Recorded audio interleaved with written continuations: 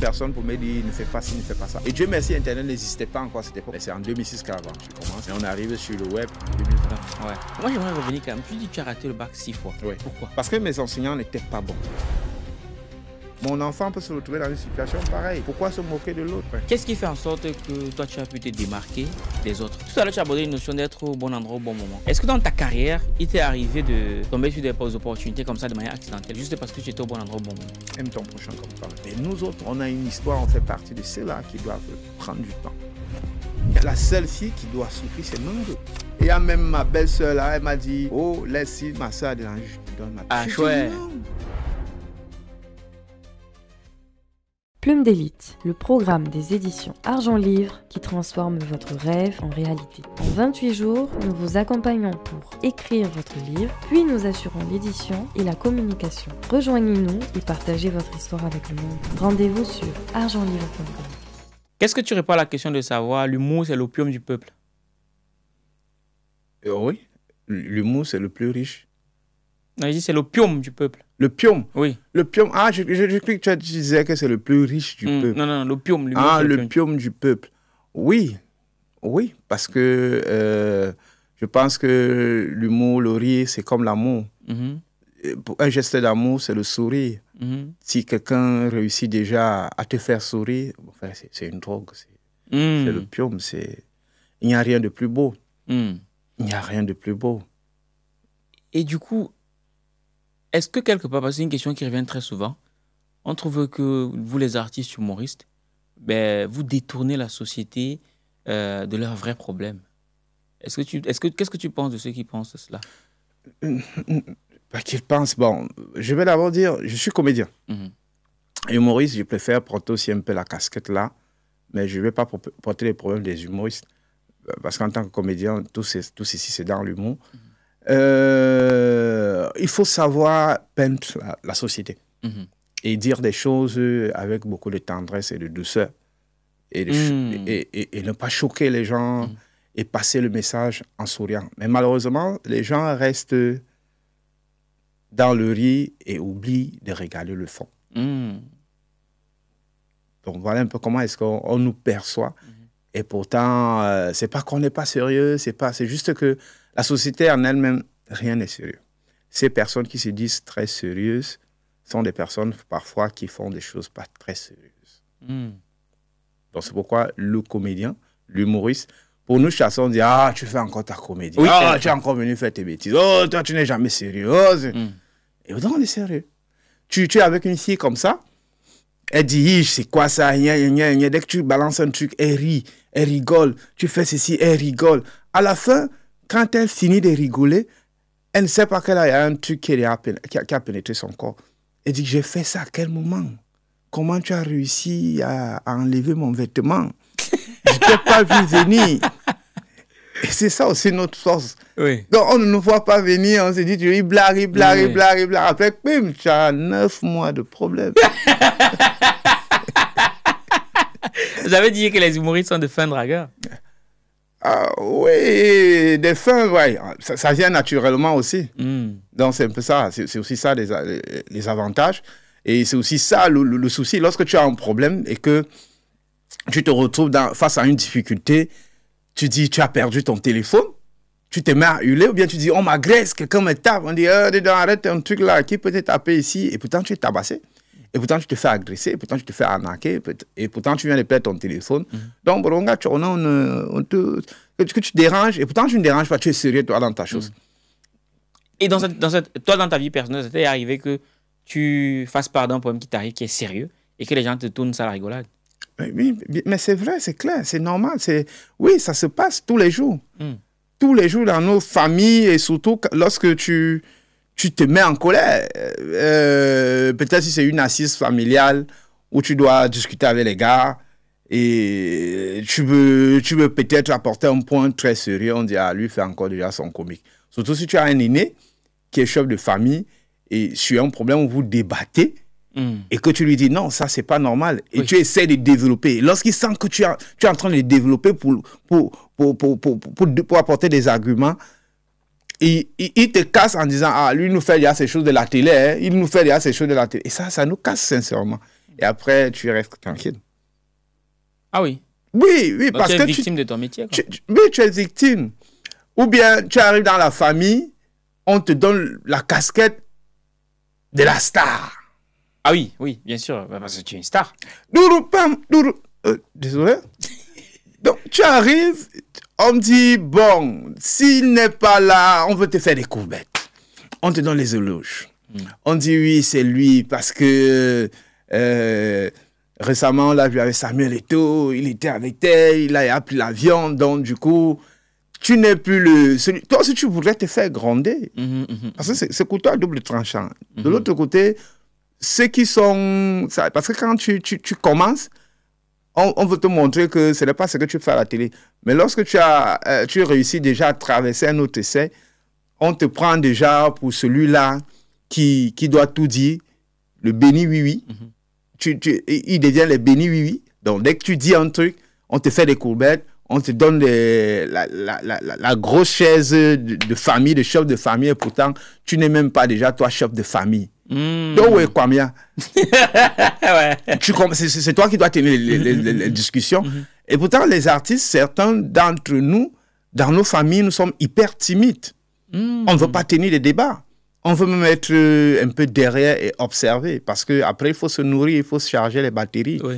Et c'est dans les palabres de famille que tu te rends compte qu'il y a un oncle qui est toujours agité, il y a l'autre. Tu as besoin qu'il s'agite. Mais sauf que quand tu arrives, il se cache. Il dit non, voilà celui qui nous fait des trucs là-bas. C'est à lui de mettre le show. C'est à lui de prendre la parole. C'est à lui de faire ci. C'est à lui de faire cela. C'est lui qui doit décider de la date, du montant. Donc, si les autres ont dit c'est 10, toi tu dois dire c'est 50. Donc, et tu dis. Il faut gérer tout ça. Il faut gérer tout ça et c'est un peu le petit souci que nous avons. Mais dès le départ, tout le monde te prend un peu comme le fou, celui-là qui a raté. Oui. Qui a raté, qui fait des choses pas catholiques. On ne sait même pas ce qu'il fait. Oui, il est normal, oui, il n'est pas normal. Mais c'est lorsque ça pam qu'on dit, bah là, amenons-le là-bas, oui, c'est lui, c'est le boss. Il faut qu'il arrive. Et viens avec tes collègues, ramène-les parce que nous aurons une assise, on fera ceci, on fera cela. Donc, entoure-toi de tes collègues. On ne comprend pas que toi aussi, tu as besoin d'être dans un cadre restreint avec la famille pour te ressourcer. Sauf que cette propre famille te prend déjà aussi d'abord comme toi, tu es la star. Viens faire le show. Ah oui, oui. Puisque tu es là. Je viens faire le show. Vous ne savez pas que moi aussi, j'ai besoin aussi de me reposer. C'est ça, parce qu'on se rend pas compte que c'est un travail. C'est un travail, c'est une débauche d'énergie. On souffre. Mais voilà un peu sur quoi nous sommes confrontés à chaque fois qu'on est beaucoup plus au sein de la famille. Et comment est-ce qu'on est regardé, même avec des amis, que ce soit des réunions, des assises, des regroupements, des anciens camarades, des lycées, tout ça. Tu arrives là-bas, on dit, oh, la star. Tu vas saigner, frère. Ils vont te sucer. Donc, c'est... Voilà un tout petit peu. La rose et les épines. Bref, maintenant que tu as répondu à ces 2-3 questions, je peux te souhaiter la bienvenue sur Argent Livre. C'était la bienvenue. J'étais pas... Comment tu es entré en moi comme ça? Mais c'est qu'il faut, comme ça te met. Comment tu vas non, et tout ça. Ça c'est après, il faut, ça c'est... Oh, Sport favorise, cet enfant a du talent. Merci encore. Top. Merci à tout le monde à la maison, merci à ceux qui nous regardent. Et je suis là, Harry Kobis. Super. Bonjour ma personne personnelle, j'espère que tu vas bien, qu'il t'arrivera des choses bien. Ça veut dire qu'aujourd'hui, on a réussi à secouer un peu notre invité. Il n'a pas vu la chose venir, mais c'est l'effet des surprises qu'on aime bien. Tu l'auras bien compris, nouveau décor, nouvel invité, mais surtout, nouvel épisode. Et comme le veut notre petite coutume, notre but, on va tirer à balles réelles. Toi-même, tu connais, surtout que l'invité que j'ai en face de moi, il m'a dit, vas-y. Donc, qui sommes-t-on? Comme disait l'autre. Donc, on va aller à balles réelles. Je tiens à rappeler qu'on se retrouve du côté du Cameroun au Palais des Congrès le 30 août pour la 4e édition du Week-end de l'écrivain. On attend quand même plus de 1500 personnes. Ça sera quelque chose de très, très, très lourd. Et pour ceux qui sont du côté du Burkina Faso, 4e édition du Week-end de l'écrivain. Pour le moment, je garde le lieu secret, mais ce sera le 5 et le 6 juillet. Bref, on va mettre les petits plats dans les grands. On va vous mettre dans le premier commentaire de cette vidéo. Et on dit merci à Charles qui est à la régie. Cela étant dit, on peut tout de suite souhaiter la bienvenue à notre invité qui nous vient tout droit du continent. Clair et net. Bonjour Rico Beans. Rebonjour encore. Bonne arrivée, gars. Merci. Malgré la température, on me dit que je suis venu à une bonne période, mais sauf que Mamrou, moi j'ai froid. Ouais, oui, on dit, j'ai toujours le même pied. On dit, Haricot, mais c'est quoi là? C'est quoi? Il dit, j'ai froid. Question d'adaptation. Ouais. C'est comme si tu transférais Kylian Mbappé que tu lui envoyais au canon de Yaoundé au Cameroun. Ah, oui, il aura les problèmes. Il aura les problèmes.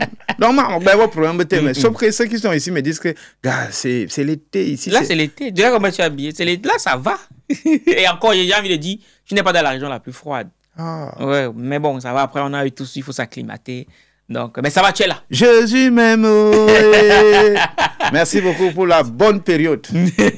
Andika, merci pour nous, c'est un honneur de te recevoir là. Moi-même, j'avais dit à Mung, tu as raté, tu as perdu un gars efficace. Magnon m'a invité. On m'invite déjà. C'est ça. Ça veut dire que le travail marche. Ça va marcher. Bon, pour ceux qui te découvrent aujourd'hui, ou du moins ceux qui ont uniquement eu l'habitude de te voir derrière leur petit écran de smartphone au cours de tes différents courts-métrages que tu mets en place, qui es-tu? Je suis un garçon.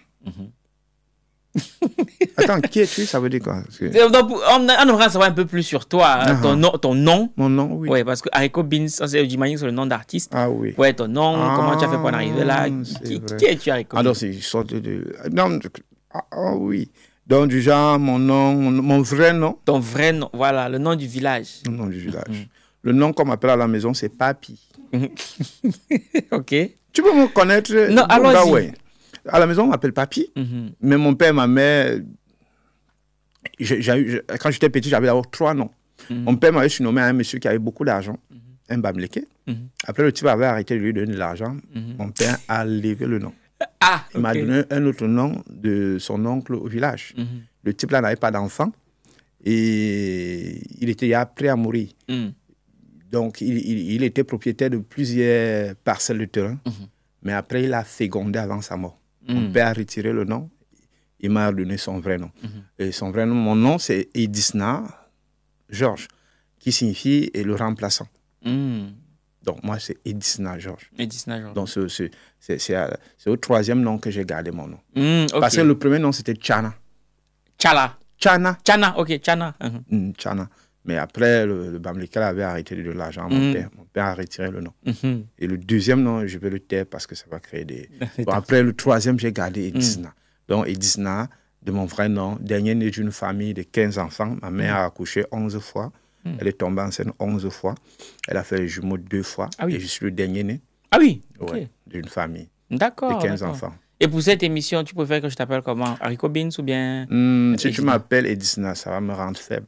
Mais appelle-moi Haricot Beans. Haricot Beans, ok, top, on va garder Haricot Beans. Moi, tout de suite, j'aimerais savoir, comment est-ce que tu arrives dans la comédie?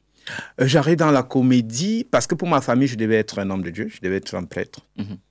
Parce que ma mère avait enfanté, d'autres sont devenus mes grands frères étaient des bangamans, des gars qui prenaient du chanvre, d'autres dormaient à la rue, d'autres c'était... Et elle a dit, le dernier, s'il doit servir les Seigneurs, il doit servir le Seigneur. Il doit servir le Seigneur, il doit être un prêtre. Donc, du coup, j'ai commencé à être enfant de chœur et tout ça et tout ça. Mais j'ai fait l'enseignement technique parce que moi, je n'ai pas fait l'enseignement général au Cameroun. Je suis un installateur sanitaire. J'ai fait la IS. Et lorsque je commence à m'intéresser vraiment à ce domaine diocésain, je suis approché par... Bon, non, je me dirige vers les parlotins. Les parlotins. C'est quoi ça en français facile? Les parlotins, ce sont des religieux. Oui. Parce qu'il y a plusieurs congrégations dans l'Église catholique. Oui. Mais là, il y a d'autres parlotins. Il y a les moines, il y a plusieurs. Ça fait longtemps, j'ai arrêté un peu. Donc, moi, je commence à suivre les parlotins. Et là-bas, pour être admis au grand séminaire, l'âge révolu, c'était 23 ans. Et moi, à cette époque, j'avais 19 ans. Je faisais terminale. Je devais prendre mon BTIS et aller là-bas. Et les gars ont commencé à financer mon parcours scolaire. Du genre, à 19 ans, si je prenais mon bac, j'allais au séminaire. J'ai commencé à échouer le bac. J'ai échoué le bac 6 fois. J'ai traversé les 23 ans. Tome 6. Tome 6, j'étais général en télé. Ah ouais. Je sais pas pourquoi Dieu m'a fait ça. Il m'a dit, je ne te veux pas dans mon église. Donc, quand les gars m'appelaient chaque année, tu as fait comment, monsieur Georges? Il dit, j'ai encore échoué. Il dit, oh, tu as quel âge? J'ai dit, 19 ans. Il dit, ok, l'année prochaine, tu auras 20 ans. Oui, à 20 ans, tu as fait comment? Il dit, j'ai encore échoué. Ah, l'année prochaine, tu auras 21 ans. À 21 ans, tu as fait comment? Il dit, j'ai encore échoué. Jusqu'à ce qu'il ait traversé les 23 ans. Et voilà comment la vocation pour devenir prêtre est passée de côté. Mais sincèrement, c'était en 2003, comme mon professeur de français, qui était coordonnateur du club théâtre au Collège Noir de Mbalmayo, qui me détecte en salle de classe. Parce que moi, j'étais toujours ces élèves qui parlaient sous les bancs. Tu vois, les gars qui animent toujours là. Oh, tu lances un mot, et quand on demande c'est qui, tu es en bas. Tu te caches, tu te caches. Et il m'avait déjà remarqué, mes camarades m'avaient déjà remarqué. Et les gars ont compris que ce gars avait un truc. Oui. Il a un truc, il doit faire l'humour. Oui, c'est un comédien. Sauf que moi, j'avais peur. J'avais peur d'affronter la foule. Ah, ok, d'accord. J'étais très timide. Wow. Les gars, tu lui donnes la parole devant les gens, il va se mettre à pleurer. Il ne pourra rien dire. Ouais. Ça disparaissait. Donc, et quand mon professeur me mandate, il me dit, toi, je vais te voir au club théâtre cet après-midi. Donc, de toute façon, oui, tu m'expliquais après... Oui, après, en Mbalmayo. Oui. En Mbalmayo, on avait une radio communautaire qui nous avait donné un espace pour animer tous les samedis. Et grâce à cette radio communautaire, la radio Femme FM de Mbalmayo, nous avons travaillé plus de 10 années. Waouh! 10 années à travailler parce qu'on nous avait donné vraiment 1 heure tous les samedis. Il fallait aller animer, travailler.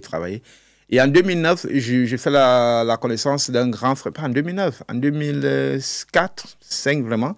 J'ai fait la connaissance d'un ami, Gislain Amourou, qui est un réalisateur, et qui réalise un film pour les écrans noirs. Et il gagne la nuit du court-métrage. Et il vient en France pour se former dans le cadre de la réalisation. Oui. Et lui, me connaissant déjà en Mbalmayo, il me dit, gars, travaille d'abord en Mbalmayo, prends tout le temps. Et moi, j'essaie un peu de bosser pour essayer d'arriver à un autre niveau pour après venir vous porter. Donc, c'était un travail à la chaîne. Et lui, il gagne donc le prix en 2009. Il vient en France, il fait 1 an. Après la formation, il revient au Cameroun. Et en Mbalmayo, on se retrouve en 2014, 2016. On se met donc à travailler des courts-métrages dédiés vraiment au public. Parce que pour nous, c'était réaliser, faire des tournages et puis distribuer gratuitement, question de se faire connaître. C'était pour un plaisir pour nous. Donc, on travaille de 2016 de façon vraiment professionnelle. Oui. Et nous aide vraiment dans la direction du jeu d'acteur. Et tout ça. Et puis, la petite expérience que nous, on avait déjà dans la ville, dans les clubs théâtre, on a assimilé et on crée donc, et on a formé donc le groupe Les Rigolas de Mbalmayo. Oui, tout à fait. Les Rigolas de Mbalmayo. Et en 2016, on commence à s'intéresser au festival Festico, qui existe au Cameroun, dirigé par Engo Sylvestre. Lorsqu'on arrive à Yaoundé, on dit, il y a un jeune groupe de Mbalmayo qui nous propose des téléfilms de 3 minutes, de 6 minutes. Et lorsqu'on diffuse, dans la salle, il y a un stand d'innovation. Les gens sont surpris de voir des jeunes qui sortent d'une petite ville, très petite, et qui font quelque chose de grandiose. C'est-à-dire, même à Yaoundé, il est difficile de trouver ça à Douala. Bon, on sait qu'on doit trouver ce genre de réalisation à Yaoundé ou bien à Douala. Les petites villes d'à côté, c'est un peu difficile d'avoir ce genre de production. Mais réussir à réaliser cela sur le plan de la comédie au Cameroun, c'était vraiment un spectacle. Et puis, on s'est fait contacter par la CRTV qui propose de prendre le projet. Wow. 40 épisodes, 40 courts-métrages. Ils le prennent en 2016. Mais sauf que les gars prennent l'exclusivité et bloquent le projet parce que le projet ne se fait pas diffuser rapidement. Oui. On prend pratiquement 3 ans. C'est en 2019 que le projet sort à la télé. Et pendant ce temps, on a 3 ans sans travail. Wow. Parce qu'on s'est dit, gars, ça se passe comment, ça fait comment. Ça... Pour nous, le plaisir, c'était juste de passer à la télé. Oui, de jouer, d'avoir où s'exprimer. Mais malheureusement, c'est en 2019 que ça arrive à la télé. Et maintenant, juste là, vu cet espace-là, cette période morte, décide de travailler avec Ulrich Takam. Il monte sur Yaoundé, il crée les délits de Takam. Oui. Il écrit avec Ulrich Takam et Jossa. Et ça explose. Quand ils font, ça vient sur le web, ça explose. Nous, on dit, merde, comment nous qui avons commencé, ça on n'a pas connu ça. Ça a vraiment fait, ça a fait tout ce que ça a fait. Et lorsqu'il revient en Balmayo en 2020, nous aussi, on décide de venir sur le web. Oui. Nous, on était vraiment uniquement pour la télévision et le cinéma. Oui. Et après, on découvre aussi le web. Et c'est là on fait le sketch avec Moi Minga aux toilettes. Et Moi Minga arrive à écrire. En effet, Et le sketch fait un boom sur les réseaux. Et ça, c'est partagé, c'est diffusé de gauche à droite. Et puis moi, j'enchaîne avec le concept Meungue. Oui. Et l'ex-invisible qu'on n'a jamais vu. Qu'on n'a jamais vu. Avec l'expression FAF, ça prend, ça explose également. Et puis on arrive vraiment, on a réussi à s'imposer. Nous sommes nominés dans les canals d'or, les écrans noirs, on gagne des prix et tout ça, et tout. Et vraiment, c'est en 2020 que l'envol, après avoir démarré en 2006 véritablement. C'est très important de rappeler que ça a démarré en 2006.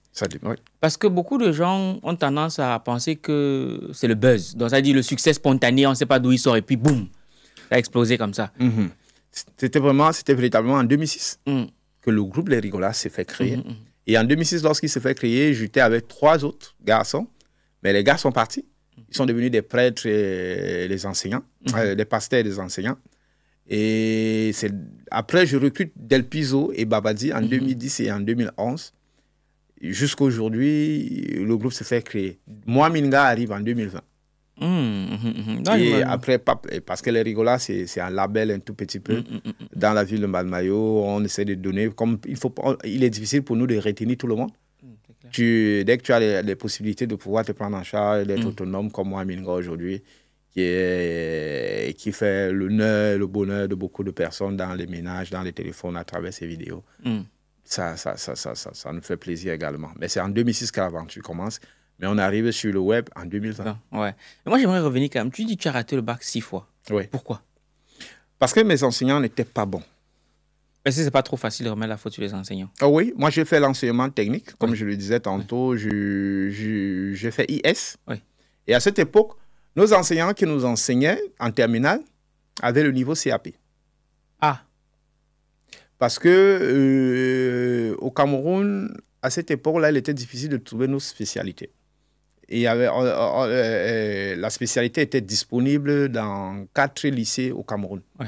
Lycée technique. Il y avait le lycée technique de Balmayo, il y avait le lycée technique de Nkolbison, il y avait le lycée de technique de Bangalté, Bafoussam.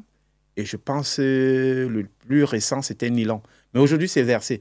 Et ces professeurs de cette époque-là, c'était des gars qui... Le niveau suprême qu'ils avaient, c'était peut-être quand ils avaient eu le bac, d'autres venaient en Allemagne, se faire former, et puis revenaient au Cameroun, et même ils apprenaient les leçons avec nous. Donc quand on te demandait que tu as fait comment, tu dis seulement que le premier a échoué. On comprenait que toi... c'est mort. Donc quand on te dit, gars, tu as fait comment, tu dis que le premier a échoué. Toi, tu me demandes qu'il a fait comment. Si le premier échoue, moi, il doit réussir. Pourquoi? Il ne faut pas être ingrat. On ne brûle pas les étapes. Le premier doit avoir réussi. Et s'il échoue, moi aussi, il doit échouer.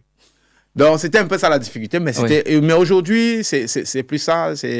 La technologie a évolué. Oui. Parce que nous, en installation sanitaire, nous, on travaillait avec le Galva, le tube acier galvanisé. Oui. Aujourd'hui, on a le PPR, on a le tube à pression, qui est très facile aujourd'hui, et ça a changé. Ça a changé le dimensionnement, beaucoup de choses ont changé, même dans la façon d'enseigner. Et c'est devenu... Aujourd'hui, on peut trouver des plombiers un peu partout, des installateurs un peu partout. Mais nous, à notre époque, on se comptait au bout des doigts. Donc, c'était ce qui faisait la difficulté dans notre spécialité de voir des gars réussir. Parce que moi, j'ai fait une SA-SM. J'ai eu mon attestation.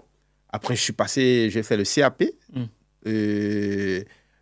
Au Collège Noir de Balmayo. Après, je suis allé au lycée technique, j'ai mon probatoire de BTIS. Mais c'est le BTIS qui nous a fouettés. Donc, il y a certains qui ont résisté et qui ont réussi. Mais j'ai vu là, j'ai dit, est-ce que je suis venu sur la terre seulement pour fréquenter? Laissons d'avoir les affaires là. Et justement, par rapport à ça, lorsque tu te lances dans cette activité-là, c'est quoi le regard de tes parents par rapport à tout ça? C'était une surprise parce que moi, je suis allé, mes parents vivaient à Douala. Et moi, j'étais en Balmayo seul. J'avais personne pour me dire, ne fais pas ci, ne fais pas ça. Et Dieu merci, Internet n'existait pas encore à cette époque. Donc, ils n'étaient même pas au courant. Ah, ok. Ils n'étaient pas au courant, ils ne savaient pas ce que je faisais. Ils savaient que j'étais à l'école, j'allais à l'école, mais c'est lorsque l'avènement des réseaux sociaux, en 2020-2021, là, avec la sortie de Moi Minga, on dit depuis quand tu fais ça? Parce que moi, à la maison, c'est que lui, c'est une tombe. Il ne parle pas, il est très timide, il ne peut même pas voir. Donc, pour moi, on me regardait comme un sorcier à la maison. On dit, c'est toi qui fais ceci, là. Papi, c'était des gars. C'est aujourd'hui qu'ils acceptent un peu. Ouais. Même jusqu'au jour d'aujourd'hui, beaucoup me regardent toujours avec. Parce que moi, au sein de la famille, je regarde tout le monde comme ça. Mais pourquoi? Parle pas. Parce que je dépense énormément en énergie quand je travaille. Ah, d'accord. Je dépense beaucoup. Il y a le concept des catéchistes. Dans toutes mes productions. Ceux qui me regardent disent toujours, Haricot, c'est sûr que dans sa vraie vie, il est agité, il aime les problèmes, c'est quelqu'un de... Mais non. Lorsque je sors, j'aime contempler les gens. J'aime regarder. J'observe tout. Je regarde tout. Même la façon de faire des émissions. Si je viens ici, je vois ceux qui sont de l'autre côté. Je regarde, j'observe. Vous bagarrez, je vous regarde. Je vous vois, vous chamaillez, je vous regarde. Je vous observe. Vous chamaillez pour une histoire de caleçon. Je vous regarde. Là, pendant ce temps, moi, je me charge. Je me vois. C'est pourquoi j'aime visiter les chapalos. J'aime être au village. J'aime être là où on ne me connaît pas. Parce que parfois, quand j'arrive là où on me connaît, les gens veulent me voir toujours faire le show. Ah ben oui, mais oui. On dit, Haricot, non, fais quoi? Pourquoi tu es timide comme ça? Oh. Et parfois, quand d'autres veulent se lâcher, après, ils se disent, hey, Haricot à côté de nous, après, il va aller parler nos choses. Ah ouais. il a dit nos choses. Il va aller sortir nos secrets. Wow. Ils disent, non, d'autres se retirent. Moi, j'aime pas ces milieux. J'aime les milieux où on ne me connaît pas. J'arrive là, ni vu, ni connu. Et ça me permet de me nourrir, de me recharger pour mieux. Parce que ce qui fait l'originalité, la différence dans ma façon de faire, c'est le naturel. C'est ce que tout le monde dit. Haricot, tu es tellement naturel, on a comme l'impression qu'on ne te filme pas, ta façon de jouer et cette façon de mettre toujours ta langue et tourne dans tes sketchs et tout ça. C'est ce qui nous amuse. Parce que moi, j'observe le fou. Pourquoi il réagit comme ça? Je n'ai pas pitié, mais je veux comprendre. Même celui qui fume, pourquoi il fait ça? Je ne juge pas, mais après, il faudrait qu'un jour, je peux être dans sa peau. Je peux me retrouver dans une situation pareille. Mon enfant peut se retrouver dans une situation pareille. Pourquoi se moquer de l'autre? Pourquoi juger les autres? Et moi, j'aimerais bien savoir, tu dis bien, vous êtes dans une écurie, les rigolards. Ouais. Qu'est-ce qui fait en sorte que toi, tu as pu te démarquer des autres? Parce que moi, j'ai la dent cassée et ils ont toutes leurs dents. J'ai demandé à ces gars, cassez vos dents. Ils ne veulent pas casser. Ils jouent les beaux. Haricot, on a pitié de moi. On dit, celui qui n'a pas la dent là, est-ce qu'on peut le récupérer parce qu'il fait plus pitié? Ouais. Bon, non, je pense que c'est comme la nature. Aujourd'hui, on a le manguier, on a le prunier, on a l'avocatier. Le jour où le prunier produit, l'avocatier attend sa saison, chacun attend sa saison. C'est un peu crescendo. Et c'est aussi ça le poids d'un groupe. Il est difficile de porter. Tout le monde va vous écrire, les gens vont vous dire, les gars, ne vous séparez pas parce qu'ensemble, vous êtes très forts. Mais ensemble, on est très forts. Ça, c'est vrai. Mais ça nous prend beaucoup de temps pour réussir. Ça nous prend énormément de temps pour exploser. Et lorsqu'on explose et lorsqu'il y a quelque chose qui marche, les gens viennent juste s'accrocher sur ce qui marche. Forcément. Et ils ne veulent pas développer, ils ne pensent pas projet, ils ne pensent pas équipe. Ils viennent pour dissocier, pour dire, Haricot, c'est toi le truc. Babadi, c'est toi le truc. Del Piso, c'est toi le truc. C'est toi que je veux pas les autres. Mais de façon officielle, on vous dit, soyez ensemble. Ne vous divisez pas. Officieusement, toi, tu viens me donner 200 € là tout à l'heure. pour me dire, c'est toi, moi je ne veux pas donner aux autres, tu n'es même pas obligé de montrer aux autres. C'est difficile. C'est difficile, nous avons compris. Et c'est ce qui a fait la lenteur, ce qui fait même la lenteur de la troupe Les Ricolas. Et même au jour d'aujourd'hui, moi j'essaie de sortir pour dire, bon, il faut tirer les autres, après il faut trouver les moyens, il faut trouver le chemin, après pour ramener les autres. Mais tous ensemble, les gens ont bien envie de nous voir tous ensemble. Oui. Mais après, ça pèse parce que ce soit les pouvoirs publics, que ce soit des promoteurs culturels, certaines personnes vont vous dire, non, vous êtes trop nombreux, vous êtes trop nombreux. Aujourd'hui, on dit on est 3, mais d'autres en commentaire vont vous citer un 4e nom, un 5e nom, que nous ne voulons pas citer. Mais on va vous dire, où est Wasabanga? Où est Mr. Chax? À 3, d'abord, on souffre. Donc, du coup, on a compris qu'il était important pour nous d'être un label. Oui. Et lorsqu'on est un label, il est facile pour nous de dire, les gars, venez, on vous donne, on partage un peu la notoriété que nous avons. Si vous avez la possibilité de vous envoler, et après, au sortir de là, vous réussissez, vous vendez le label. Si ça peut, voilà. Et Haricot Biz, qui est un peu cette tête-là, qui peut porter... J'étais à Dubaï. Après, l'invitation du Qatar est arrivée. Je partais seul. Après, j'ai dit, Samuel, pardon, j'étais à Dubaï seul. Les gens ont crié que vous êtes toujours 3. Est-ce que c'est possible? Il m'a dit, lorsque Samuel a demandé, est-ce que tes frères ont des passeports? J'ai dit oui. Il dit, OK, ils vont partir. Et c'était un plaisir, c'était un bonheur de voir toute l'équipe partir de Mbalmayo pour le Qatar, pour la Coupe du Monde. Ça m'a fait énormément plaisir. J'étais content. J'ai dit, waouh, ça a réussi. Maintenant, voici la tournée européenne avec le père et le doigt. Haricot est seul. Les gens crient toujours. Bien sûr, Il est difficile. Le plus difficile, ce n'est pas de dire, je viens faire la tournée européenne.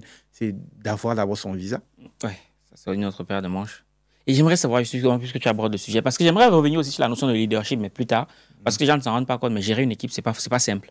Surtout en tant que leader. On reviendra dessus plus tard.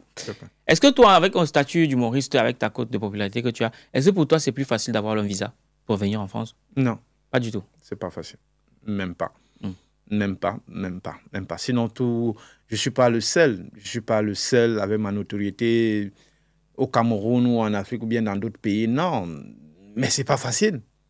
C'est pas évident. On est conscient que lorsque ça marche déjà dans un domaine, d'autres personnes viennent là avec cette casquette de humoriste ou bien artiste, autres influenceurs pour avoir et pour faire passer n'importe quoi. Ça, c'est aussi dangereux. C'est pas du tout évident. C'est pas facile. Moi, je pense que c'est, comme je le dis, c'est lorsque tu as la chance d'avoir l'aura qui marche aussi avec, et d'être bien coté et d'être sérieux dans ce que tu es en train de faire, je pense que ça peut passer. C'est pas le talent.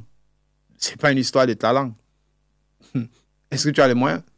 De deux, est-ce que vraiment ton dossier, est-ce que vraiment ce que tu fais est fiable? Est-ce que les personnes qui t'invitent, c'est une entreprise ou bien c'est une association? Est-ce qu'ils sont vraiment reconnus? Est-ce qu'ils ont vraiment... C'est tous ces éléments qui vérifient. Ce n'est pas un ami qui m'invite, ce n'est pas une blanche, ce n'est pas une femme. Je ne viens pas faire mes choses pour dire... Comme je viens rencontrer une femme et maintenant, moi, elle dit que je suis artiste. Il y a tout ça. D'aucuns viendront pour dire, gars, bon, comme tu viens pour trouver le travail, dis que tu es artiste et puis maintenant... Après, ça va aller coincer quelque part. Tout à fait. Si ce n'est pas fiable. On va te coincer. Forcément. Et lorsque parce que c'est ta première fois en France, donc déjà, bravo. C'est quoi qui te marque le plus lorsque tu arrives? C'est que je vais faire demain. C'est pas ça. Je ne suis pas venu là pour m'arrêter. Mais je suis venu là pour marquer des esprits, marquer mon temps, faire de mon mieux, porter mon drapeau, faire ce que Jean-Michel Cancan a fait de mieux, ce que les grands frères comme les Moustiques font. Je ne suis pas là pour narguer les autres. Je ne suis pas là pour dire, oh, j'ai atteint le plafond et autres et tout ça. Parce que les gens ne savent pas comment j'ai fait pour arriver là, pour être sur ce plateau. Je n'étais même pas dans les biscuits. Je n'étais pas dans les petits papiers. Mon nom n'était pas mentionné. Et comment ça s'est passé? On aimerait bien savoir. Après, si tu vas partager ça avec nous. Hein. Oui, mais je pense que tu dois être là où il faut. Parce que tu dois mériter. Tu ne dois pas mendier. Tu ne dois pas... C'est ton talent qui doit le faire. Je pense que lorsque l'équipe venait, l'équipe ne venait pas pour moi. Et comment ça s'est passé pour que ça tombe sur toi? Oui, je me dis, il y a parfois le plan B marche. Parfois, on te dit le plan B marche. Ça tombe sur moi parce qu'après la prestation, on me contacte. Et je me dis aussi, avant la prestation, c'est aussi ma façon de vivre, mon approche et la simplicité qu'on trouve à moi. Tout à fait. Et je pense que c'est ce qui m'a servi parce que c'est ça aussi l'humilité. Ouais, c'est vrai, très vrai. C'est l'humilité, c'est ce qui a fait en sorte que non, on va le prendre. Je pense qu'il a compris. Moi, j'ai compris une chose, c'est que je n'ai pas eu la chance que les autres ont, mais j'ai la chance quelque part, j'ai eu une autre chance, c'est d'être humble. Oui, de comprendre que ouais. même si je n'ai pas les moyens, mais si je suis humble, on peut me faire pardonner, on peut dire oui, donnez-lui, on va faire ça pour lui, à cause de son humilité. Et pour moi, c'est pas le talent, parce que s'il faut parler de talent, ils sont très nombreux qui devraient être assis là à ma place au Cameroun, mais qui n'ont pas cette chance. Mais je pense que ce qu'ils n'ont pas peut-être, c'est l'humilité que moi j'ai. Je pense que le talent ne fait pas tout.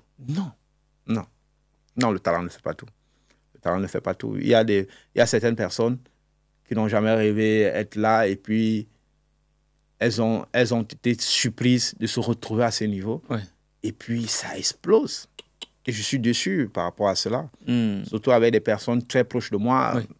Lorsque je me rends compte qu'on t'effraie seulement, toi tu as envie de marcher sur les têtes des gens, ça me fait très mal. Ouais.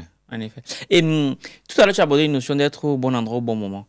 Est-ce que dans ta carrière, il t'est arrivé de tomber sur des opportunités comme ça de manière accidentelle, juste parce que tu étais au bon endroit au bon moment? Oui.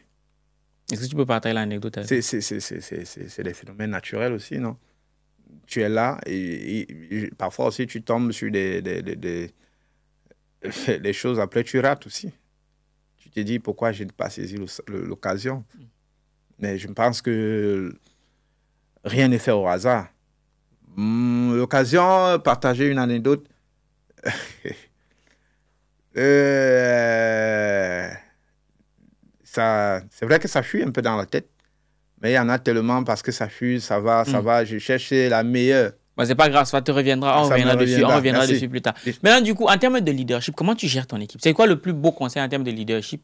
La plus belle astuce en termes de leadership que tu utilises pour pouvoir gérer tes équipes au quotidien? Plume d'élite, le programme des éditions Argent Livre qui transforme votre rêve en réalité. En 28 jours, nous vous accompagnons pour écrire votre livre, puis nous assurons l'édition et la communication. Rejoignez-nous et partagez votre histoire avec le monde. Rendez-vous sur argentlivre.com. Aime ton prochain comme toi-même. Moi, c'est ce que je leur dis. Et pour moi, la meilleure formule, c'est le calme. J'aime trop garder mon calme. Malgré tout ce que je fais avec mon équipe et moi, c'est le calme. Parce qu'après, à un moment, ça explose aussi. Mais sauf que quand je garde mon calme, en gardant mon calme, un temps passé, d'autres reviennent aux meilleurs sentiments, soit moi-même. Parce que lorsque je m'énerve, c'est pas très bien. C'est très mauvais de me voir en colère. C'est pourquoi j'aime le calme et je dis simplement en un seul mot, aime ton prochain comme toi. Non, c'est puissant comme concept. Et au-delà de ça, tu sais, ça fait quand même plus de 2006, ça fait quand même 19 ans que tu es dedans. Est-ce que par moment tu as eu envie d'abandonner parce que ça ne marchait pas? Avant de me lancer, je savais que ça allait être très difficile. Oui. C'est pourquoi je ne peux pas conseiller à un jeune ma formule. Parce que je me suis préparé à souffrir. Ah, ok, d'accord. Je me suis préparé à souffrir. Je savais que je devais souffrir. Je savais que j'avais tout pour être loin. J'ai tout pour être loin. Mais il fallait que l'hygiène, ma discipline de travail, ma façon de vouloir travailler ne devait pas plaire aux gens. N'allait pas plaire aux gens. Et parce que pour moi, c'est la patience. C'est le temps qu'il faudra. Et j'ai tout calculé. J'avais tout calculé, je savais d'où je venais. Parce que lorsque je commence, pourquoi je commence en bas de maillot? Pourquoi je ne vais pas... Ma famille vit à Douala. J'ai une famille à Yaoundé. Pourquoi je ne vais pas m'installer à Douala? Pourquoi je ne vais pas m'installer à Yaoundé? Parce que je me dis, il faut décentraliser les choses. Il faut montrer aux gens que même si tu es dans quel coin du monde, oui, tu peux devenir ton Samuel Eto'o. Tu peux devenir ton Ronaldinho, ton Messi de la famille, en étant là où tu es. On se dit toujours, il faut que tu sortes, il faut qu'on y aille. Il faut aller là-bas. C'est là-bas qu'il y a l'or. Non, l'or se cache dans les endroits arides, des milieux difficiles. Tu creuses, tu souffres. Après, lorsque tu récupères, c'est un soulagement qui n'a pas il n'y a pas de mots pour exprimer ce type de soulagement. Donc c'est pourquoi, lorsque je me suis préparé, j'ai dit, Mbalmayo, je vais ramener le monde à Mbalmayo. Je vais ramener les gens à Mbalmayo. Mais ça doit me prendre du temps pour souffrir. Et en fait, on se rend compte qu'il y a une grande vision derrière. Il y a une grande vision. Et pour être là, je sais. Je suis conscient qu'ils sont très nombreux qui m'ont dit, là, demain, tu viens. Mais c'était rien. Mais il faut laisser parler les gens. Et puis maintenant, il faut juste faire ce qu'on a envie de faire. Et bien faire. Et moi, je vais tout doucement. Tout doucement. Ça prend tout ce que ça peut prendre. Mais c'est l'éclair. D'autres ont la chance d'essayer juste de murmurer un truc, c'est déjà au bout du monde. Mais nous autres, on a une histoire, on fait partie de ceux-là qui doivent prendre du temps. Du temps, énormément de temps. Et c'est quoi il y a un grand frère qui sont ton Kalimandjaro, c'est quoi ton objectif ultime avec tout ce que tu fais? J'en ai pas. Parce que si je n'aurais plus envie de vivre. Ah oui? Ouais. Mais après, l'objectif peut grandir, ça peut s'améliorer. Oui, mais tu vois... Tu vois une fille passer, tu dis, gars, Seigneur, je peux tout faire. Si on me donne la fille, c'est fini. C'est fini.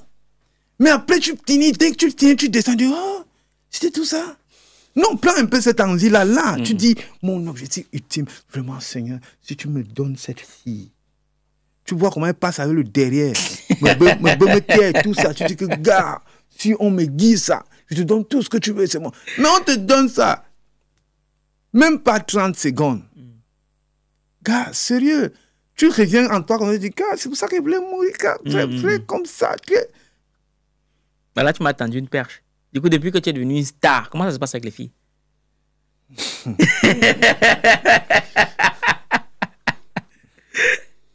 En fait, je pense que je les déçois. Comment ça?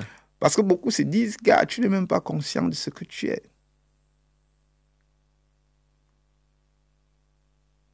Oui. Parce qu'on reste toujours.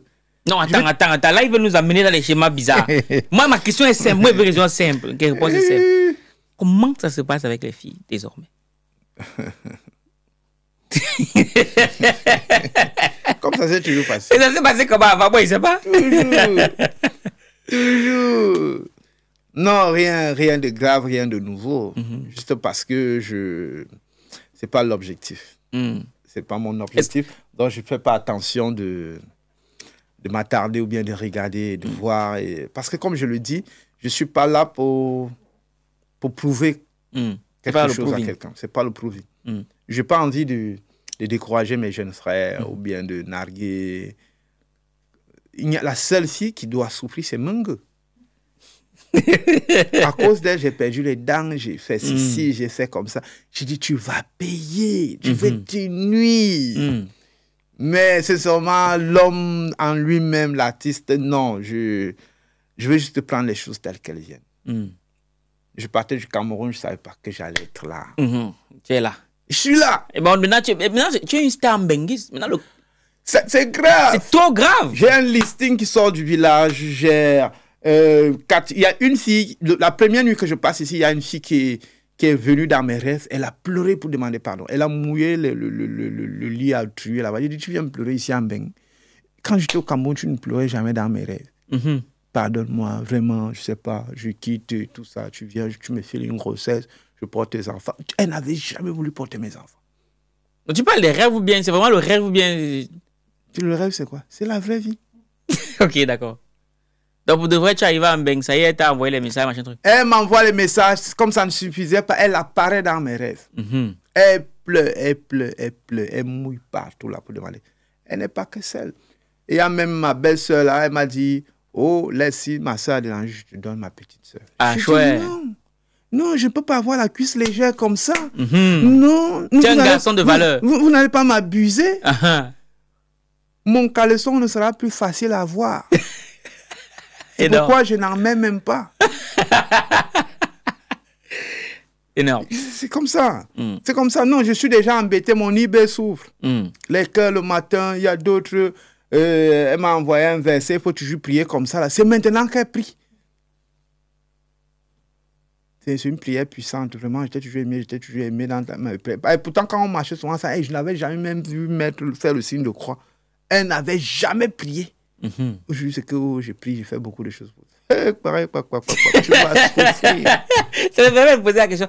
Quel est le meilleur moment pour un artiste de se mettre en couple? Parce que d'aucuns disent souvent que avoir une femme dans sa vie, ça peut te déconcentrer. D'autres vont te dire, ok, bon, maintenant que tu es artiste, tu as une autorité. Maintenant, les femmes vont venir pour ce que tu es, machin truc. Pour toi, aujourd'hui, c'est quel le meilleur moment pour un artiste de se mettre en couple, d'avoir une femme dans sa vie? Est-ce que c'est quand il s'est construit, mais c'est quand il s'est construit? Un artiste, pour moi, c'est pas une formule cryptée. Hein. Un artiste, pour moi, devrait être en couple privé. C'est-à-dire? Tu vois moi, Minga. Tu connais moi, Minga, non? Oui, que sur les réseaux comme beaucoup de Si gens. tu vois que moi, Minga montre son gars, qu'elle te montre qu'elle est enceinte, elle paie au moins 80% de ses contrats. Ah oui? Comment ça se fait? Comment ça? Mais bien sûr, puisqu'on veut lui donner les contrats parce qu'on croit qu'elle est célibataire. Qu'est-ce que ça change? Oui, ça change que tu paies beaucoup de contrats. Oui, bon, que tu sois célibataire ou pas, nous sommes dans le cadre professionnel. Qu'est-ce que ça change du coup que le fait que tu sois marié ou pas marié, ou en couple, pas en couple? L'artiste est toujours marié. Ça ne change pas. La seule chose que tu as, c'est que tu as les problèmes d'un marié, de jalousie, d'instabilité, des maux de tête. Tu n'es pas marié, tu as eu un enfant avec une fille qui apprend que, dès qu'elle apprend que tu es déjà pris l'avion, elle a déjà un avocat pour l'enfant que tu avais fait dehors. Moi, on m'a envoyé la photo d'un enfant que, est-ce que tu sais que toi et moi, on a un enfant. L'enfant a 5 ans. Je dis, montre-moi ses dents. L'enfant a toutes ses dents. Il n'y a pas de point de ressemblance. Rien n'est cassé dans sa bouche. Mais on dit que c'est mon enfant. Une autre m'envoie le message ce matin. Elle me dit que j'étais avec Moustique, le charismatique, à un mariage. Après, je l'avais embarqué. Elle est en retard. Je suis à Fégon en ce moment. Non, attends. Moi, je parle pour moi, mais je parle aussi pour ceux qui suivent. Oui. Qui vont suivre. Ce que tu dis, c'est vrai. Vraiment, ça se passe vraiment comme ça. Ça se passe. Est-ce que c'est une histoire de qu'on raconte les histoires? Mais tout ce que nous faisons, on s'inspire de ce tableau que nous offre notre société. Nous-mêmes, nous subissons. Et beaucoup de mises en scène que nous faisons aujourd'hui, c'est son ne pleure. Pour ne pas en pleurer, tu viens travailler ça comme ça, tu te mets à jouer. Mais on souffre, n'est-ce pas? Et moi, pas, mais non, c'est terrible. Mais moi, je me dis, gars, un artiste aujourd'hui, laissons un peu l'histoire de buzz et tout ça. Pour avoir une stabilité dans ton couple, il faut éloigner ta femme du milieu professionnel. Ah oui. Parce qu'après, il y a des règlements de compte. Ah oui. Après, il y a des personnes qui vont rester comme ça. Gars, je vais te montrer que ce soit ton enfant, que ce soit ta femme, que ce soit... Mais tu vas beau dire... Après, c'est la fille même qui te dit que tu as honte de moi, tu ne veux pas me prouver, ça a fait ceci, nanana, ou quoi comme nanana. Alors que pas me banchon. Donc c'est réel, quoi. Parce que sincèrement, moi, je ne savais pas que c'était à ce point. C'est là-bas. On est là-bas, ça souffre là-bas. C'est à ce point. Donc, du coup, c'est difficile d'avoir cette stabilité. Tu as un texte à retenir, tu dois monter sur scène, on vient t'embêter, on te dit, je vais sortir une vidéo de toi, je vais publier ici. Sérieux? Oui. Pour mes collègues, pas pour moi. Hein. Donc tu apprends de leurs expériences. Oui, je comprends que, gars, il faut faire attention. Parce qu'ils viennent applaudir là, d'autres viennent là, mon beau, vraiment, félicitations, tu n'as pas fait comme ci, tu n'as pas fait comme ça. Après, pour aller... dire autre chose à côté. C'est très difficile, mais c'est bien. C'est bien de passer par là et de vivre tout ceci. C'est ce qui nous apporte l'équilibre, de rester très fort et de savoir se surpasser. Parce que pour un homme, pour un humain, si tu ne vis pas ceci, c'est que tu es fou. Toi-même, tu as vécu ces histoires. Je me rappelle, tu m'en parlais, mais on ne peut pas parler de ça, c'est toi qui me poses des questions. Bon. OK. J'aimerais qu'on regarde le volet vraiment purement pro. Est-ce qu'aujourd'hui, toi, à titre personnel, tu arrives à vivre pleinement de ton art? Oui, je ne fais que cela. Tu fais que ça. Je ne fais que cela. Le seul moment où je prends du plaisir, c'est lorsque je me retrouve en train de casser les murs pour faire passer un show. Parce que je me dis, j'ai payé pour cette formation. Mais mon art aujourd'hui, c'est tout. C'est tout. C'est de ça que je vis. Avant de venir ici, j'étais sur une production au Cameroun. Je suis sur une production. Mais la production s'est arrêtée parce que j'ai 2 mois à faire ici. Ah oui. Au retour, je dois reprendre. Il y a des projets qu'on nourrit à long terme, à court terme, et on vit des réseaux. Il n'y a que ça. Et pour cela, il faut beaucoup de discipline. Il faut travailler parce que chaque week-end, tu as au moins 2 sorties pour animer les mariages, les baptêmes, des cérémonies comme ça. Donc, on ne vit que de cela. On ne vit que de cela. On s'accroche. Même si c'est difficile, on s'accroche. Et on remercie le Seigneur quand quelqu'un dit « j'ai besoin d'haricots ». Je dis « gars, je suis dans les esprits des gens ». Si en un mois, j'ai 2 sorties, 3 sorties, ça me permet de vivre avec ma famille et d'aller doucement, doucement. Tout à fait, tout à fait. Et lorsque tu gagnes cet argent, tu l'investis dans quoi? Dans la nourriture. C'est-à-dire, quand tu dis nourriture, c'est-à-dire que tu achètes, tu revends, tu plantes, il y a des plantations, c'est quoi après? Voilà, les plantations, je cultive le manioc. Oui. Je cultive le manioc avec maïs. Il y a des hectares, tu essaies de lancer, d'investir. Et puis maintenant, tu essaies d'occuper celle qui dit qu'elle veut remplacer Mangue à faire quelque chose aussi. Pour que ce ne soit pas autonome. Pour que les tâches soient un peu partagées. Oui. Tu essaies un peu de ta moitié, tu essaies de voir quelle formation elle peut faire. Oui, bien sûr. Si elle peut travailler un truc avant que tu ne fugues. Okay. Et c'est quoi le problème? Parce que récemment, on a reçu un producteur ici, ta fils. Oui. Je pense qu'il y a beaucoup de gens qui le connaissent dans le milieu. Frère. Voilà.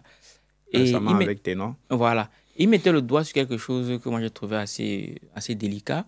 C'était la question de l'État qui doit encadrer le milieu culturel. Et toi, de ton regard d'artiste aujourd'hui, c'est quoi le problème avec le ministère de la Culture?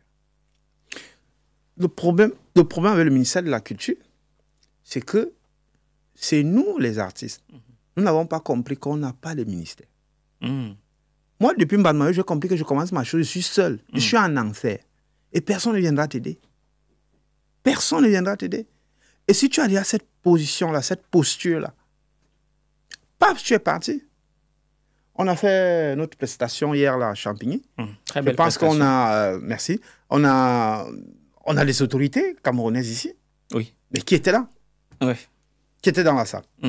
Personne. Donc, il faut comprendre que tu es seul. Moi, j'ai commencé en Balmayo, même dans la petite ville. Que ce soit les mairies, les choses sont décentralisées. Même dans les mairies, on a quand même une activité culturelle qui doit s'occuper au moins, c'est des animations culturelles au centre de la mairie, dans la ville de chaque ville, de chaque pays. Oui. Mais est-ce que c'est fait? À un moment, quand tu essaies un peu de monter, après on t'appelle, que ce soit même d'abord dans ta maison, on te dit monte un projet. Tu finis de monter un projet, on détourne ton projet. Non. Oui. Non. C'est ça. C'est réel. C'est ça. Donc maintenant, quand tu as compris que d'abord même dans ta propre mairie, que ce soit la mairie, que ce soit ceci, on va toujours te dire, faites ceci. Il faut comprendre qu'il n'y a rien. Parce que si tu viens te plaindre, ça voudrait dire que, tu as mis tes forces sur Jésus, viens me sauver, tu plains. Il faut courir, il faut fuir. Bats-toi seul. Bats-toi seul. Moi, je ne connais pas. Je ne sais pas. On va vous dire, gars, monte un projet, la mairie, le ministère de la Culture, octroie souvent des financements pour des projets et autres. C'est des clois, c'est des histoires. Parfois, même si ça fonctionne, c'est pour qu'on aille blanchir un argent. Wow. Mais c'est ça. Pourquoi quoi me jouer? Je vais aller faire quoi? On va me dire, allez, tu veux y aller mettre les dents. Tu viens demander l'argent, c'est pour aller mettre les dents. Non, moi, je comprends. En fait, moi, en ce qui me concerne, je ne sais pas. Tout à l'heure, tu dis un truc, je ne m'attendais pas à entendre ça. C'est que tu montes un projet pour la mairie et là, on détourne ton projet. Et j'imagine d'autres artistes qui entendent ça. Comment il fait pour protéger son projet, du coup? Tu vois, Je dis, hein, on te canal, tu veux protéger quoi? Tu écris ton projet, par exemple, tu dis,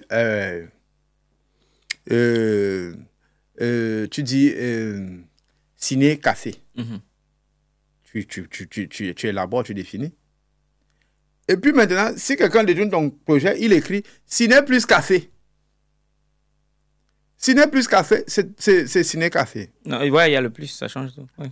Mais dans le fond... Dans le fond, c'est la même chose. Oui, quoi, un idiot. Tu as protégé, lui aussi, il a mis plus protégé. Nous tenons des corasols. Oh, t'as dit, les gars travaillent. C'est un peu ça. Donc, quand toi-même on t'appelle, on te dit, monte ton projet, viens avec. Comprends déjà que les gars ont compris qu'il y a un argent couché là. C'est là, viens vite avec. Mais ce n'est pas pour toi. C'est du genre même si c'est qu'on réussit même à te donner cet argent-là, comprends que tu as le problème avec le pourcentage. Il ne sera pas destiné, le fonds, tu vois, il faut juste un truc pour justifier que cet argent devrait sortir. C'est tout. Comment on fait pour accompagner les gens? On est seulement très fort chez nous. Nous sommes seulement très forts. Je pense que c'est parce qu'on souffre bien qu'on est fort. Donc, il faut laisser que le ministère s'est monté, ça a fait ceci, ça a fait comme ça. Ah, disons. Et j'aimerais bien t'entendre sur le sujet de la religion en Afrique. Quel est ton regard par rapport à ça? D'aucuns, par exemple, je prends le cas de la légende qu'on a reçue aussi, il était aussi le même siège que toi. Il a fait une révélation choc. Le gars a dit, si lui devient président, il chasse il ferme toutes les églises. Est-ce que tu as un commentaire par rapport à ça? C'est vrai. Ma mère mourant m'a dit, il faut prier. Et je me rappelle que ma mère ne priait pas, souvent. Et c'est lorsque moi, je commence à m'intéresser à l'église que je lui ai demandé de prier. Et après sa mort, elle m'a dit, je te laisse aller la prière. Mais aujourd'hui, lorsque je m'élève, je comprends que chez nous, ici en Afrique, chez nous, on nous a inculqué la peur. On est venu avec la peur pour nous dominer dans la peur. Ouais. Et on nous a chassé ce qui faisait nos valeurs. Mais aujourd'hui, personnellement, je ne peux pas dire que je vais chasser. Parce que quelqu'un doit aller s'accrocher quelque part, mais il faut filtrer, comme j'ai filtré dans les catéchismes. Les qui font quoi, les qui ne font pas quoi, les qui sont les qui. Parce que au jour d'aujourd'hui, le royaume des cieux, seuls les pauvres hériteront au royaume des cieux. Donc, tu dois comprendre que meurs pauvre pour aller au paradis. Meurs pauvre pour aller au paradis. C'est aberrant, c'est pathétique. On doit fouetter les gens qui ont écrit ça. Mais, puisque si tu dis ça, même ton frère va venir te dire que tu iras en enfer. Donc, oui, tu achètes un meuble à plus de 1000 € que tu déposes chez toi. Mais quelqu'un met ses genoux au sol, il demande à Dieu de lui donner la force pour venir voler ton meuble. Oui, c'est vrai en plus. Ouais, c'est vrai. Il prie Dieu que, Seigneur, comme je sors là, rends-moi invisible. En toi, je crois, Jésus, tu as versé le sang pour moi. Il vient voler ton meuble et il s'en va avec. Dieu, le Dieu là, c'est le Dieu du vol. Donc, moi, je pense que dire effacer et autres, tout ceci, c'est pas un problème d'aujourd'hui, c'est un problème de mentalité. Mais ce que j'ai envie de dire à nos frères africains, c'est que aucune puissance mondiale ne s'est développée avec la religion d'une autre puissance. Ça, c'est beau, ça. Amen. Ou qu'un amen. Donc, aucune puissance mondiale ne s'est développée avec la puissance d'une autre puissance étrangère. Ou bien la religion d'une autre puissance. Chacun a sa part. Mais chez nous, on est venu nous déraciner de nos origines, Et ce qui faisait nos forces. On savait que ne cherche pas la femme de quelqu'un. On avait nos principes, on connaissait nos dieux, on connaissait Dieu. On le savait. Mais aujourd'hui, c'est ce qui traîne la peur. Parce qu'aujourd'hui, pour rendre un peuple faible, il faut tuer sa foi. Il faut tuer sa spiritualité. Et on l'a tué. Avec la peur. Comme si tu vois la pharmacie qui nous vend les remèdes. On a mis la peur sur la croix de la pharmacie, le serpent.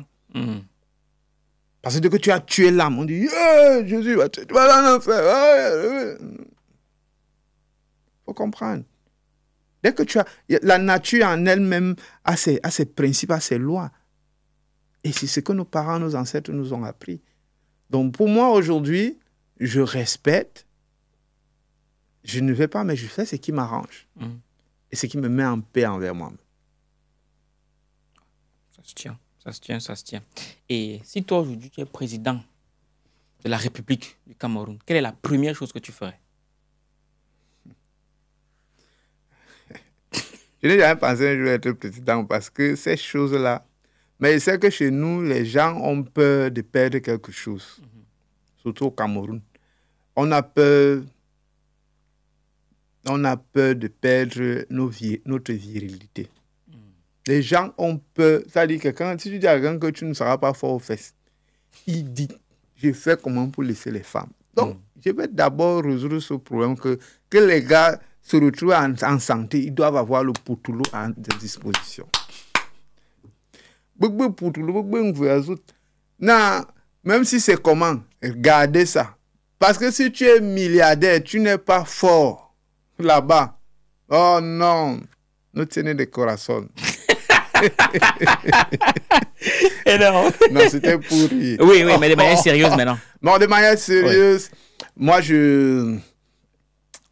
je suis président, j'ai peur qu'on va croire que je vais être président. Non, par rapport à ça, tu n'as pas de souci à te faire. Comme si tu vas me donner le tapioca en série. J'ai. Mais ça va, c'est tellement énorme. C'est tellement énorme. Mais je pense que on a un problème vraiment de... Je ne sais pas ce que je pourrais faire. Parce que le Cameroun, surtout mon pays, le continent, il faut que nous tous sommes pour qu'on recrée notre... Il n'y a rien à changer. Moi, c'est nos mentalités. C'est grave. C'est grave. Parce que tu ne connais même pas ce que tu as envie de dire que tu pourras faire et qui marchera. Il faut juste un peu d'abord, il faut éliminer et recommencer. Tu parles de il faut un lavage de cerveau. Justement, tu ferais quoi pour faire ce lavage de cerveau? Sur quel bouton est-ce que tu appuierais? Sur quel secteur est-ce que tu... On ne peut pas. Chez nous, on a les anti... Il y a des dimensions et des dimensions chez nous là. Tu vas faire quoi que tu sors ceci, l'autre te sort l'autre. L'autre te sort une autre face. L'autre te sortira une autre face. Donc tu veux dire que c'est peine perdue? J'ai seulement envie de dire, vivons seulement. Vivons seulement. Je ne connais pas la formule qu'on pourra sortir. Vivons seulement. Chacun vient seulement vivre, il fait vite, il donne. L'autre fait vivre, il donne. L'autre fera vivre, il donne. L'autre fera vivre, il donne. Parce que chez nous, là, quand tu réfléchis un peu, tu peux trop réfléchir, ta tête peut exploser. Ta tête, ça peut... Non. Nous, là, moi-même, là, même, je parle ceci. Dès que je sors là, c'est une autre personne. C'est une autre personne. C'est-à-dire, on fait ce qu'on ne dit pas, on dit ce qu'on ne fait pas. Ça, c'est chez nous. Tu veux même bien faire, mais tout autour là... C'est compliqué. C'est compliqué, on te dit, on ne fait pas ça comme ça. Tu dis non, je ne veux plus ça. On te dit que chez nous, on fait souvent comme ça, rien n'arrive. Bibia carbona, la zone tarbo. Donc, quand tu as envie de dire non, on ne mélange pas la terre cuite avec le ciment, on te dit non, chez nous, on fait souvent comme ça et rien n'arrive. Tu dis non, l'immeuble là tombera, ça ne pourra pas. On te dit non, chez nous, on fait comme ça. Donc, c'est dur. Ce n'est pas un problème de personnes, c'est un problème de société, de couches. Et chez nous, c'est parce que, c'est comme la tour de... On avait dit quoi, tour de Babel, tour de Papel, qu'on voulait construire. Tout le monde parle sa langue. Donc, quand tu vas dire ceci, le Bassa va comprendre, l'Eton ne va pas comprendre, le Bané ne va pas comprendre, le Bamileke te dira que l'autre, là où ça te dit, le tout pourri viendra dire que... Donc, un beau esprit, une énergie, c'est grave, c'est mauvais, ce n'est pas facile.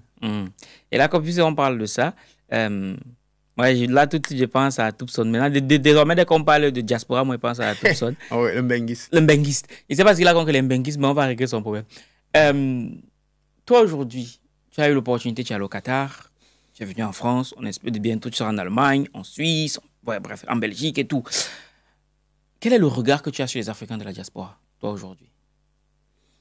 Il y a trop de... Ça ne me surprend pas quand même aussi. Mais c'est juste que ça se confirme. Ça se confirme. Ils sont partis avec la mentalité camerounaise, ils sont revenus avec ici. Et ils n'ont pas changé. Ils n'ont pas changé. Mais c'est juste la distance qui change un peu, qui fait en sorte que quelqu'un te dit non, viens, dès que tu viens, non, on va faire. Non, c'est rien. Je vais faire ceci. Mais lorsque tu es au pays, là, tu arrives là, tu comprends que le gars est devenu encore plus dangereux qu'au pays. Il est devenu plus dangereux qu'au pays. Et je suis un peu choqué aussi personnellement parce que il y a beaucoup de personnes que j'estimais, que je considérais. Oui. Mais les conseils qui sont prodigués ne sont pas... C'est pas bien. Je suis déçu par rapport à cela aussi. Parce que quand quelqu'un arrive de Mouradoua Kana, non, comme tu es arrivé là, il faut faire ci, il faut faire ci, il ne faut pas faire ceci, il ne faut pas faire... Je n'ai pas besoin. C'est un choix, c'est quelque chose que nous avons choisi. Et si tu n'es pas préparé psychologiquement, si tu n'as pas un plan de carrière, tu peux passer à côté. Et demain, ce n'est pas toi, c'est le Cameroun. Parce qu'on oublie que, Haricot, moi aujourd'hui, si quelque chose m'arrive là, même si c'est n'importe qui, pas seulement Haricot. En tant que Camerounais, c'est le Cameroun. Donc il faut toujours penser, il ne faut pas seulement penser à soi-même. Il faut d'abord penser à ton État, à ton pays, à ton vert ou jaune. Voilà notre confrère Kola Sucré qui allait taper. Et pourtant, son premier combat, il s'était fait tabasser. Qu'est-ce qu'on n'a pas dit? On a insulté les comédiens, on a insulté les humoristes. Oh, c'est monté. Quand il a pris l'avion pour aller en Côte d'Ivoire, pour aller bagarrer, on dit, ouais, qui lui donne encore le drapeau camerounais là? Il va aller nous souiller là-bas, il va faire... Maintenant qu'il gagne, les mêmes viennent le féliciter aujourd'hui. On dit que les Camerounais, c'est un peu des bipolaires. Bipolaire! La mémoire écoute. Ouais. Celui-là te dit aujourd'hui, fais, ne fais pas, vas-y, il t'active. Il te met, et si tu as pris des trucs que tu ne contrôles pas, tu l'essaies de soit de l'alcool, soit de ceci, tu te mets à pondre des bêtises. Gars, après, c'est toi. Hein? Tu vas dire, non, c'était mon community manager qui avait dit que, non, c'était, comme tu m'as dit tout à l'heure, non, là, je gère. Donc, sincèrement, je ne suis pas dessus. Mais je confirme juste qu'on est fort chez nous. On est fort. Il ne faut pas écouter ce qu'on te dit là-bas lorsque tu es loin pour te dire, gars, dès que tu arrives, tu vas voir. Moi, j'ai un 3 pièces, j'ai un 2 pièces, je ferai ceci. Donc, comme on dit, gars, je serai d'abord au spectacle de Champigny, mais ils ne sont pas venus. Ah, ça c'est récurrent, ça c'est récurrent ici. Ils ne sont pas venus. Ouais. Après le spectacle, on s'est retrouvés pour aller partager un petit moment. J'ai retrouvé des Camerounais là-bas pour boire l'alcool. Les gars buvaient. Et pourtant, il y avait leur confrère. Il faut leur voir actifs sur les réseaux en train de nous dire, les gars, non, si vous venez ici c'est bien. Notre pays, là, c'est la merde, c'est monté, c'est descendu et autres, et tout ça. Non, si vous venez ici, vous allez voir le changement. Et pourtant, ils sont là à 100 mètres de votre prestation. À peine on a fini, on s'est retrouvés. Ils étaient pleins. Mais ils viennent là après pour vouloir faire une photo, pour dire, ouais, c'est trop facile. Et moi, j'aime ça.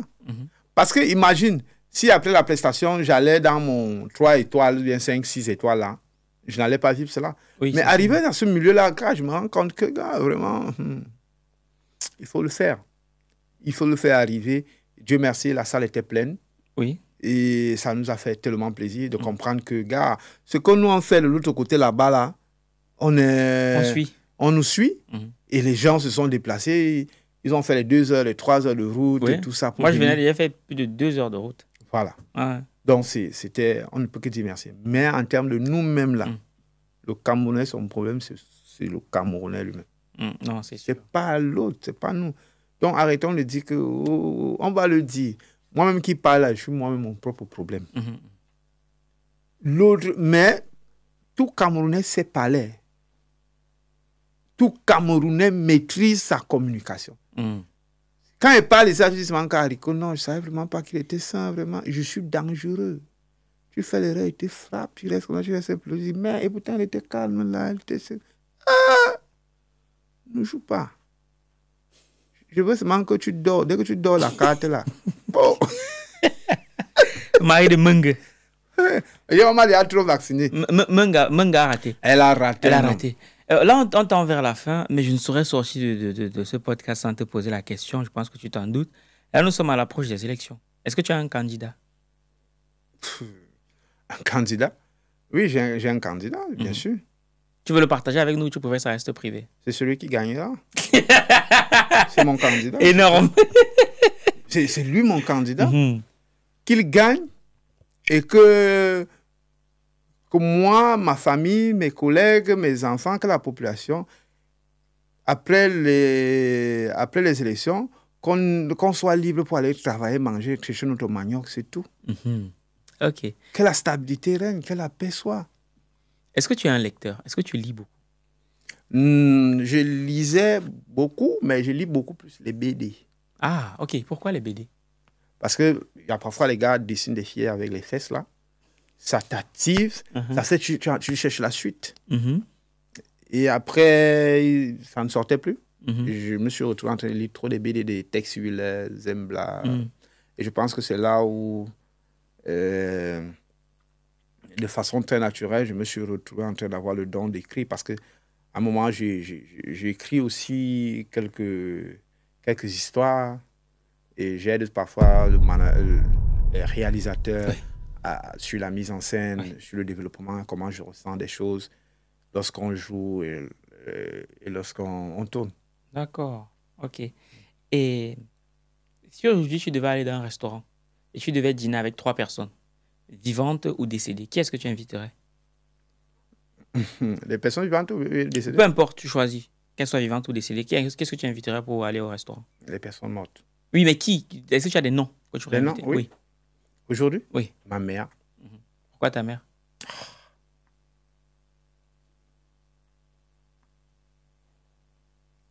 Pour qu'elle voie qui je suis devenu. Qui je deviens. Ça me rend parfois faible, le simple fait de penser à elle. Et ensuite, mon père. Parce que c'était un alcoolique. Et que je lui demandais d'arrêter l'alcool. Mais à cause de ça, il est parti tôt. Et à la place de l'alcool, que je lui donne de l'eau. Et que je lui montre tout ce qu'il pouvait boire encore. S'il m'avait écouté. Et la troisième personne, c'est Menge. Pourquoi Menge? Mais elle arrive, elle s'assoit, elle ne mange pas. On ne sait pas. Si elle prend, elle me paye. Parce que si ça coûte cher. Donc, elle ne mange pas. Elle t'a vraiment marqué, cette Menge?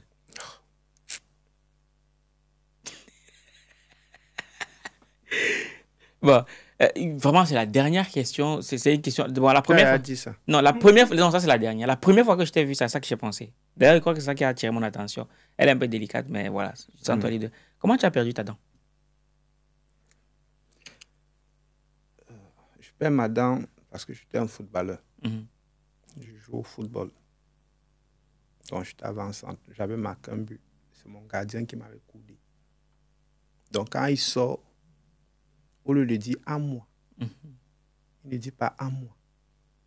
Quand il sort, il me coude. C'est là où ma dent sort. Ça tombe au sol. Et le but entre. Le football, c'est dangereux.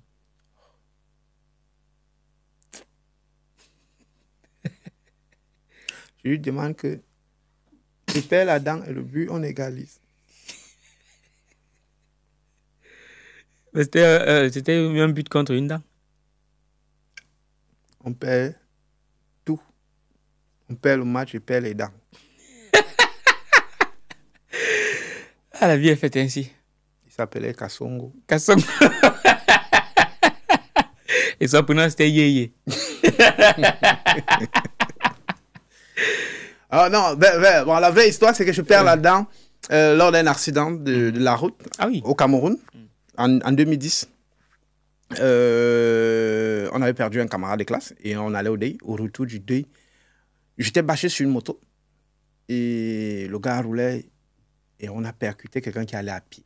Ah oui. Ça l'a désaxé. Et c'était vers les 19h. Je n'ai pas vu, je ne sais même pas ce qui s'est passé. Tout ce que je sais, c'est que quand j'étais couché au sol, je sentais comment l'air entrait dans ma bouche. Je demandais que le vent qui entre dans ma bouche, ça entre comment?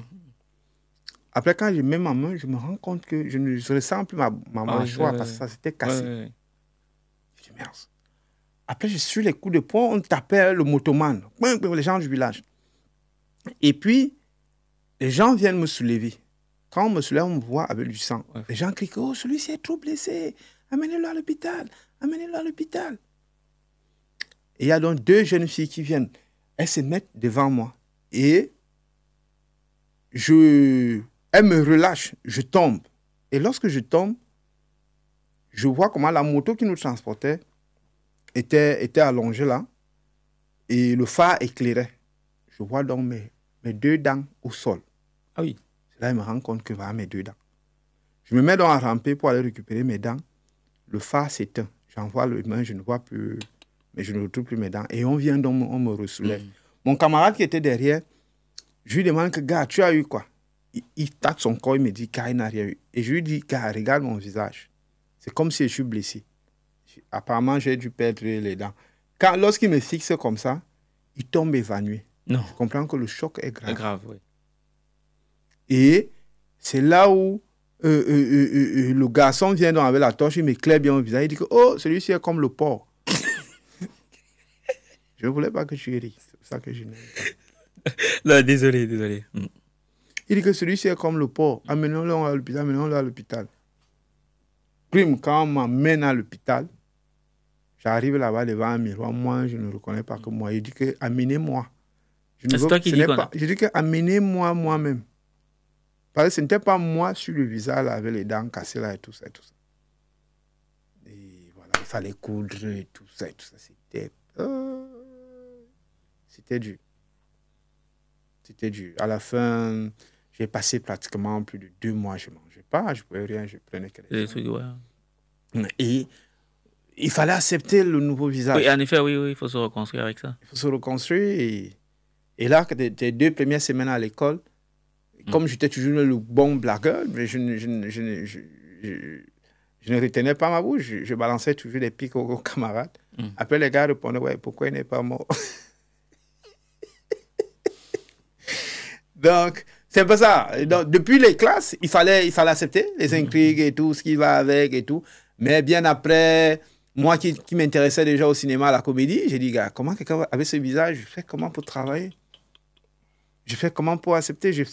J'avais du mal à jouer devant la caméra. Ben oui, forcément. Sauf que juste là, à cette époque-là, il me dit, gars, je lui dis, gars, il faut d'abord que je dois avoir une prothèse, je dois refaire. Il me dit, non, travaillons d'abord comme ça. Il n'y avait même pas les moyens à l'époque-là.